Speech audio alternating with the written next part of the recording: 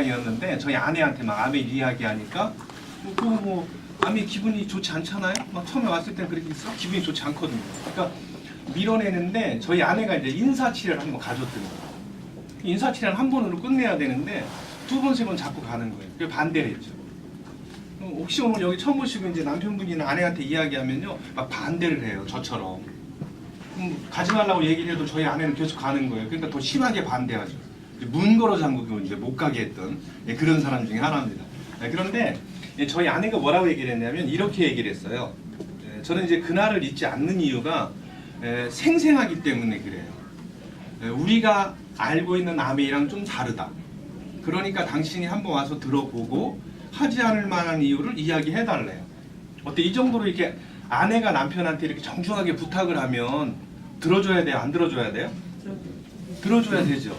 저도 들어줘야 될 것 같은 그 느낌이었었어요. 그날의 그 분위기로 보고.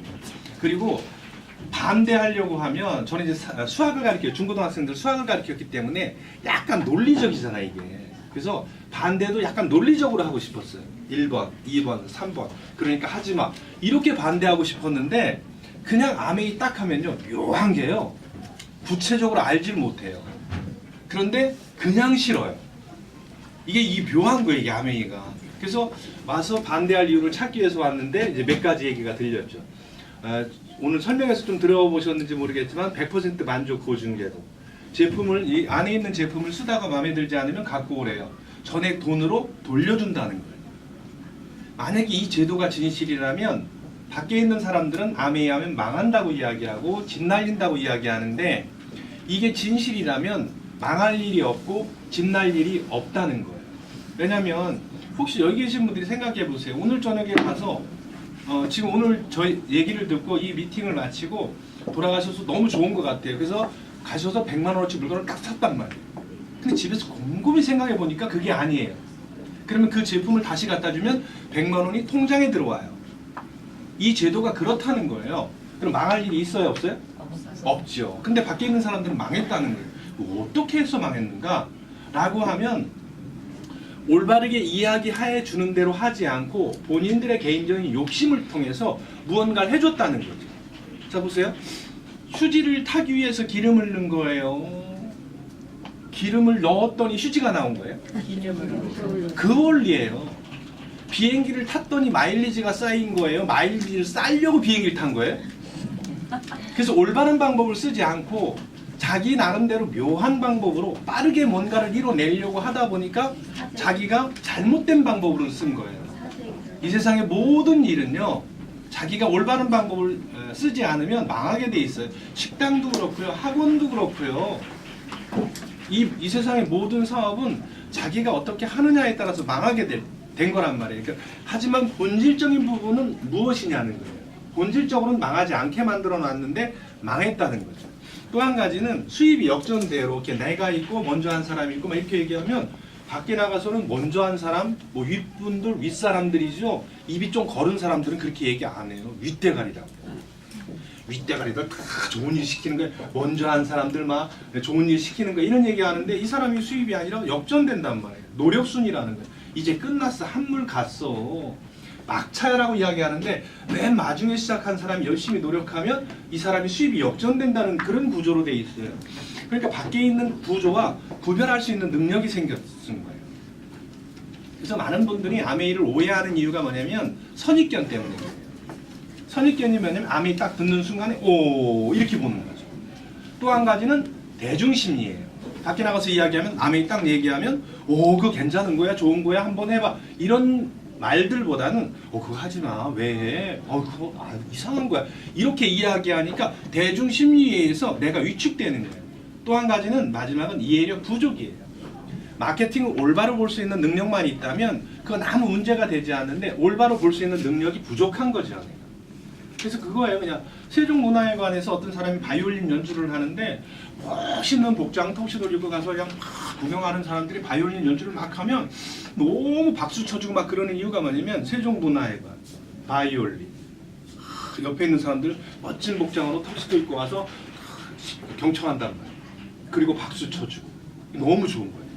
근데 똑같은 그 바이올린 연주자가 혹시 오리형 옆에서 막 악기를 가지고 연주하고 있어요. 앞에다 깡통 하나 놓고. 선입견. 에이. 지나가는 사람. 이게 바로 우리가 올바른 기회를 놓칠 수 있는 선입견과 대중심리라는 거예요. 또 한 가지는 이해력 부족. 그 바이올린 연주자가 세종문화회 회관에서 연주했던 그 사람들이 악기의 소리를 듣고 우와 이렇게 본 것처럼 길에서 악기를 가지고 바이올린 연주를 할 때 와 이거 봐라 이 정도의 실력을 갖고 있는 사람들이 여기서 연주를 해? 이렇게 생각하고 볼 수 있는 이해력만 있다고 하면 기회를 잡을 수 있는 건데도 불구하고 그런 능력이 없으니까 그냥 대중에 의해서 흘러가는 거죠. 그게 바로 아메이에 대해서 오해와 편견들이에요. 그래서 오늘 여기 오신 것도 다른 분들하고 많이 달라요. 저는 많이 하거든요. 이런 데 초대해도요 안 와요. 요즘 사회가 너무 뒤숭숭하고 어렵다. 굉장히 심란하다. 심각하다. 앞으로 향후 5년 뒤에 대한민국이 어떻게 될지도 모르고 당신의 직장이 어떻게 될지도 모른다. 아이가 5년 후에 몇 살이 되겠느냐. 고등학생이 되고 대학생이 되면 대학금 등록금이 되고 사회적으로 다 얘기를 하고 있어요. 현실적으로. 그런데도 불구하고 아무 문제가 없는 것처럼 느껴지기 때문에 그냥 감이 없는 거죠. 근데 그런 분들한테 초대해도 안 해요. 근데 여기 오셨잖아요. 오신 분들은요, 제가 볼 때는 남과 달라요.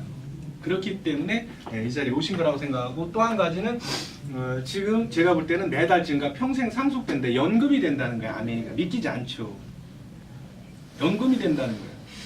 나이 먹어서 연금이 없으면 큰일 나잖아요. 그래서 저는 인생의 승부처를 빨리 결정해야 된다고 생각하는 거예요. 그래서 저는 아메이를 먹고 사는 문제가 해결되는 그 시점까지를 제가 말씀을 많이 들어요.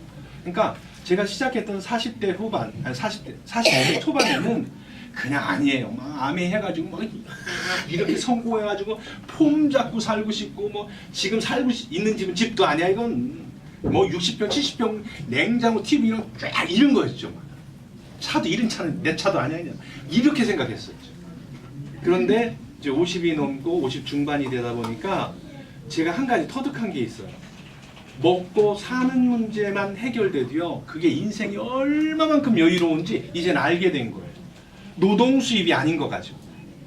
일해서 나오는 수입은요. 500만 원보다 일을 하지 않고 나오는 매달 따박따박 나오는 100만 원이 더 커요.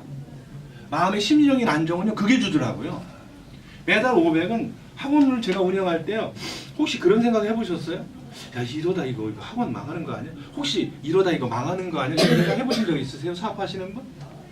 혹시 직장생활 하시는 분 혹시 이러다 나 잘리는 거 아니야? 혹시 이러다 나 거지 되는 거 아니야?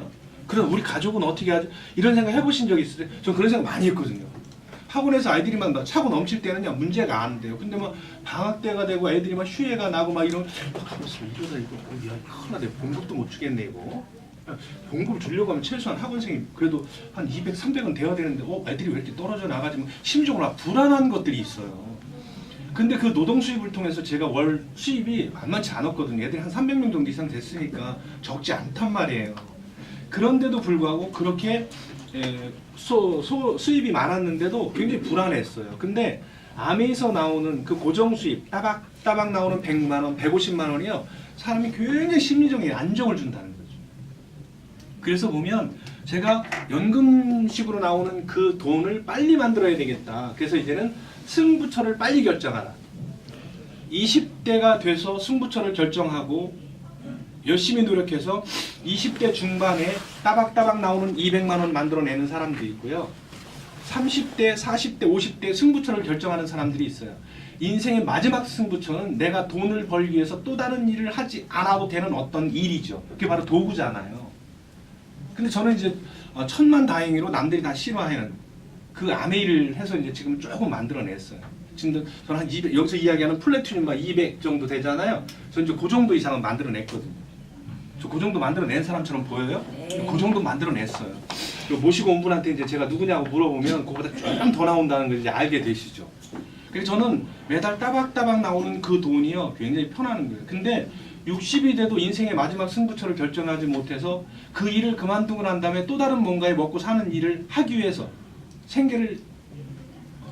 삶을 살기 위해서 그 수입 돈을 벌기 위해서 또 다른 뭔가를 또 찾아 나간단 말이에요. 60이 돼도 끝나질 않아요. 70이 돼도 끝나질 않아요. 근데 오늘 여기 계신 분들이 오늘 나이에 기점으로 딱 놓고 앞으로 향후 5년 후에 나는 돈을 벌기 위해서 또 다른 일을 잡지 않겠다라고 생각하신다면 오늘이 바로 인생의 승부처를 결정하는 그날일 수도 있다는 얘기죠. 2016년 12월 마지막을 달려가고 있는 이 시점에 26일 앞으로 5일밖에 남지 않은 이 기점에 제가 결정한 거는 지금 12월 달의 마지막 날에 제가 결정한 거거든요. 내가 아메이를 하겠다 라고 결정을 내린 그 시점부터 지금까지 꾸준히 한 10여 년 정도 이상 달려오다 보니까 지금 이제 안정적인 수입을 만들어내죠. 그래서 혹시 여기 계신 분들이 이제 2016년도에 아니면 5년 후에 2020년도가 넘어가지고 잘한 일이 뭐냐라고 이야기하면 2016년도 12월 크리스마스 다음 날 내가 아메이에 가서 뭔가를 알아보고 그리고 하기로 결정을 내려서 지금까지 4년 동안, 5년 동안, 6년 동안, 10년 동안 이렇게 열심히 살아왔기 때문에 이제는 먹고 사는 문제가 해결됐습니다라고 하는 그런 이야기를 하는 그 미래가 돼야 된다는 거죠. 그래서 제가 말씀드릴 때는 삶을 살게 된다고 하면요. 결핍의 삶이 있대요. 결핍의 삶에서 따뜻한 삶으로 바뀐다요. 그리고 여유로운 삶이고 그리고 자유로운 삶이에요. 그런데 이 한 단계 한 단계로 이 위로 올라가는 게 너무 힘들대요.